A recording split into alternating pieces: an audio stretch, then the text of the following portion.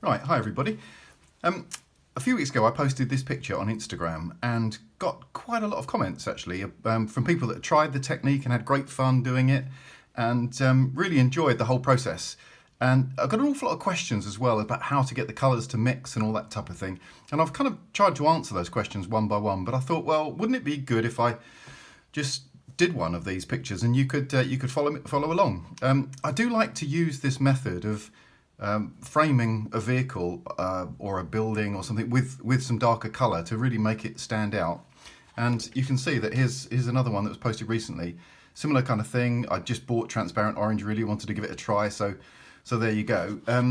And I do like these old kind of classic cars, and you can see what I'm trying to do is use a colour which complements the colour of the vehicle and really makes it stand out from the background. And here's another example of a white car, again a slightly darker background. This is Daniel Smith's Moonglow, so it just helps it to kind of come out of it. Don't always use that. If I feel the car's strong enough or the vehicle or the subject is strong enough, quite happy to use this kind of method just to make the car do its own thing. So what I'm going to do today is I'm going to paint this beautiful old Citroen. It's a 2CV, and it's a very kind of patriotic vehicle for France. So I'm going to use some colours that are going to allow it to look a bit like the French flag. So the blue here and red here and sort of white in the centre. I'm using Arch cold pressed paper. This is 9x12.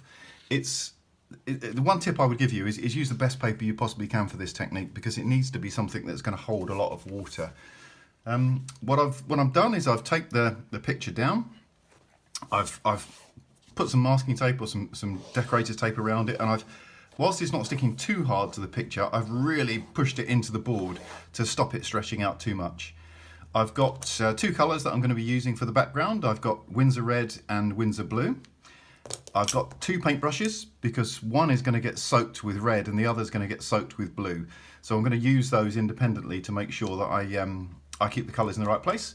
I've got a good old water pot, and I've got two of those so that I can use one for red, one for blue, and it just stops the colours kind of polluting each other. And then I've got this daisy wheel palette, and you'll see how I'm going to use all of this as I go. What I've done with the car is I've sketched it out with using a black pen, and first off with a pencil and then with a black pen to kind of pull out the finer detail. The blue, you can see, is I've used masking fluid. This is the one that I've used. It just will protect all of the area around it, and my advice is keep that be really careful with that, because you don't really want the colours bleeding in if you're going to be doing a light colour subject with a darker colour background. So spent quite a lot of time making sure that all of this is covered. Left the windows free so that the colour comes through. So let's give it a go. Look, this is what I'm going to do. I'm going to put the colour straight into the palette. Quite a lot of colour. You know, we really need to keep this, to make this quite thick. So there's red there and there's blue there. So let's take my two paintbrushes. Let's go in with, mix that with a lot of water. In fact, you can see how this paintbrush is getting soaked with colour. The consistency I'm looking for is something similar to a single cream. So it's more than just just spraying some water in now. It's more than a normal water thickness. It's very thick. Really thick, because the thicker the colour, clearly the less it's going to travel. So that is thick. Now I can then come back to that and add water to it if I want. But there we go. So I've got my blue and my red, and I've got two absolutely soaked paintbrushes, which I'm going to move over there. If I can find a place to get them to stay straight. Right, next thing I'm going to do is I'm going to take a nice big paintbrush with some absolutely crystal clear water, so that we don't pollute any of the colour at all. And what I'm saying is I need a lot of blue over here, so let's just lash on the water. Just chuck it all on there, because it's the more you get on there, the better. And allow that to start to work its way in. I'm just taking care not to get too much on the vehicle itself. I'm gonna I'm going to leave a white strip down the centre there, and you'll see how I kind of bring that to life as we go. So again, lots of water going on here. Looking at it from the side just so that I can see I haven't missed any patches. I'm going to put quite a lot under the car as well. We'll put some darker colour under there, like a black or a grey.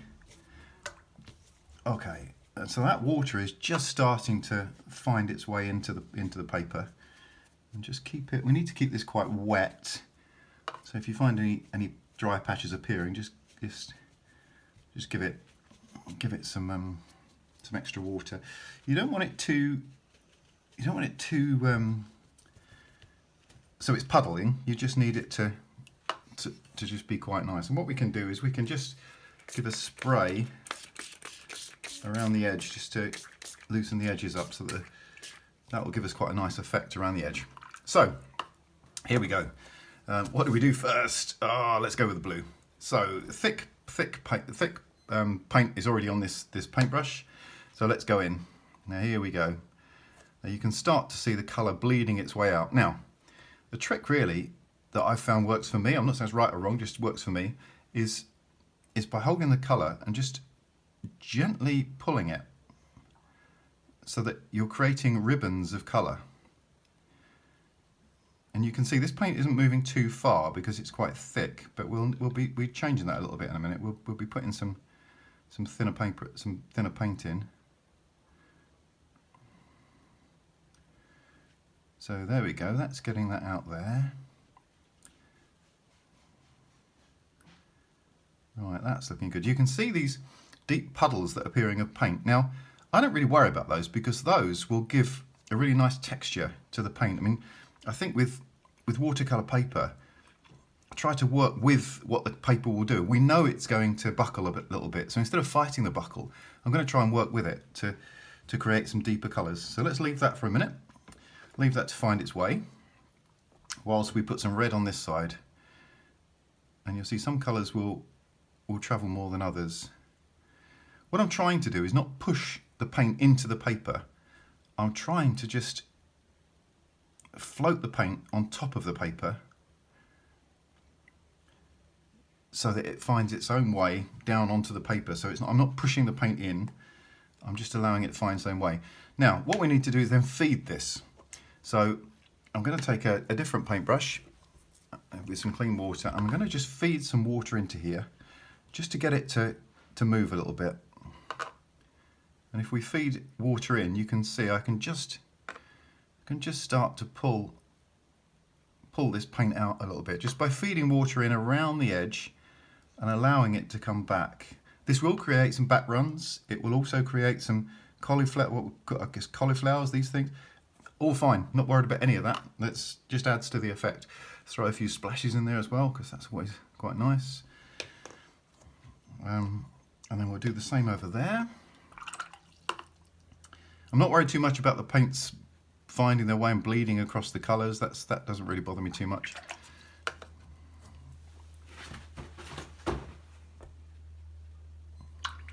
Okay, there we go. Just let that find its way in.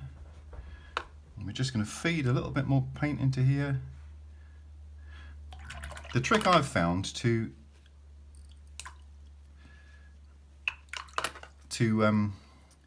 get the real depth of colour on here, let's put a few splashes in, is to, now I've just got some splashes on the car there, so let me just put a bit of paper towel and very, very quickly get rid of that. I can lift those out later if they stain too much, but we do want to try to avoid that as much as we can.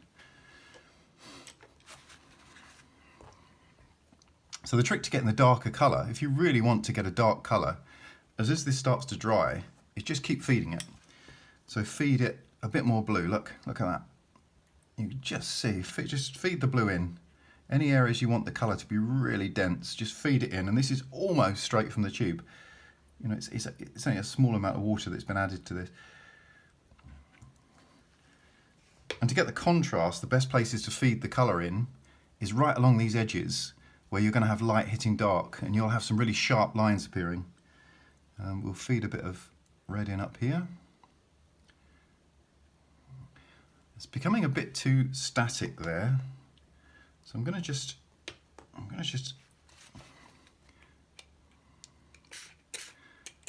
give that a bit of a spray to get it moving.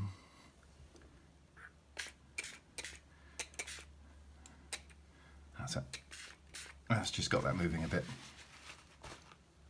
Not sure I like that blue part there, so we'll just take that out and we'll just bring that. Okay, I quite like the effect I'm getting there. That looks quite nice, but there is absolutely puddles and puddles of water here now. We'll use a thirsty paintbrush just to suck some of that water up, and I'm just lifting the paintbrush and putting the excess into a towel. But I do want the density of colour, so it seems crazy that I'm lifting water out, but I'm about to put more colour back in. But you've just got to kind of go with what's happening in front of you. You know, the wonderful thing about watercolour is it's got a mind of its own, and once it starts to take shape, you can really make it go where you want it to go, and it does all the work for you. Wonderful, wonderful. Look at that. That blue is starting to lose some of its colour, so we'll just feed a bit more colour into it. Just keep feeding it with either paint or water, just to get the effect you're looking for. Down here, we'll feed a little bit of clean water in, just to allow that to flow out a bit more. There we go, look at that. And then underneath, I think what we'll do is we'll just take another paintbrush, and I'm just going to take a darker colour, which is going to be Payne's Grey.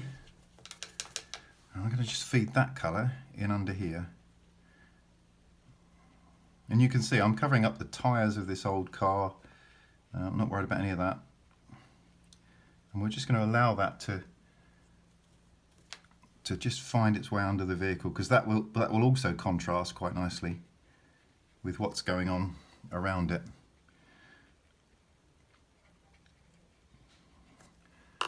And just again feed that with some water to get it to go where you want it to go. You don't really want it to look too fixed. So if you want it to move, get it moving.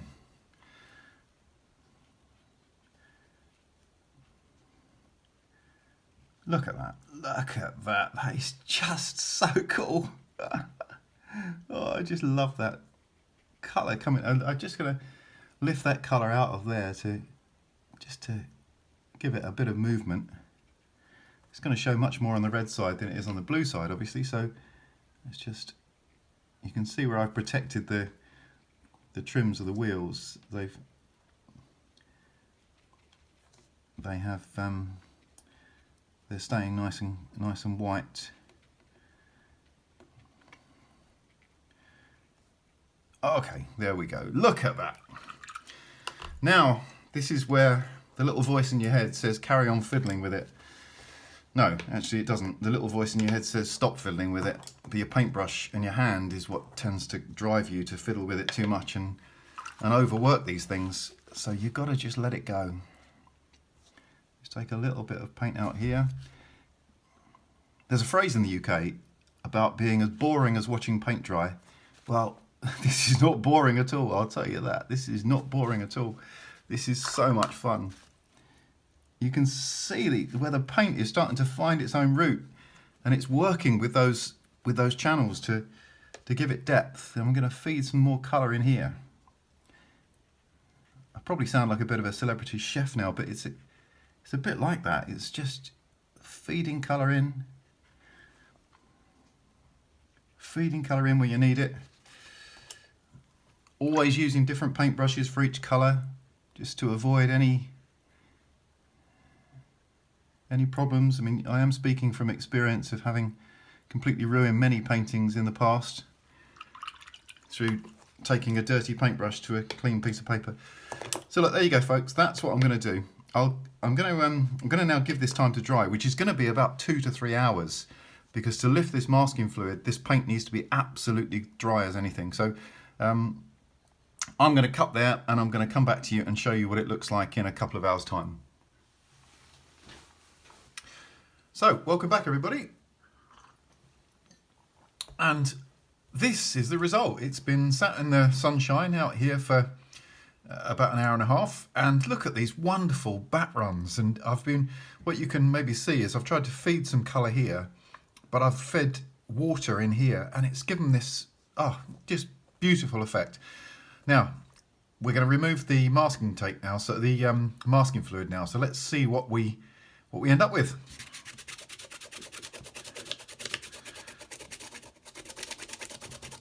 And this is where it really comes to life, because you're going to get all these lovely sharp lines that appear where the darker colour is coming through the light. It's been surrounding the lighter colour, and it's just going to look beautiful, I hope. Look at that. There we go.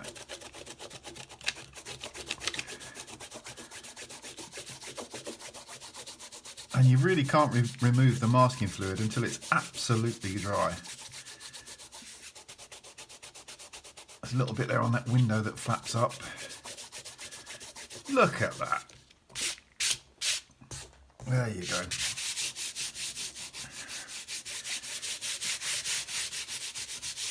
And I think that looks quite nice. Question is now, what colour do I paint the car? I kind of feel it needs to be yellow, but I'm sure you don't really want me to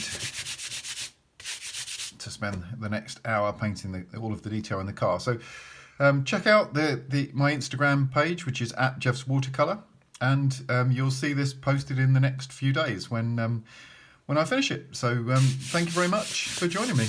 Thank you.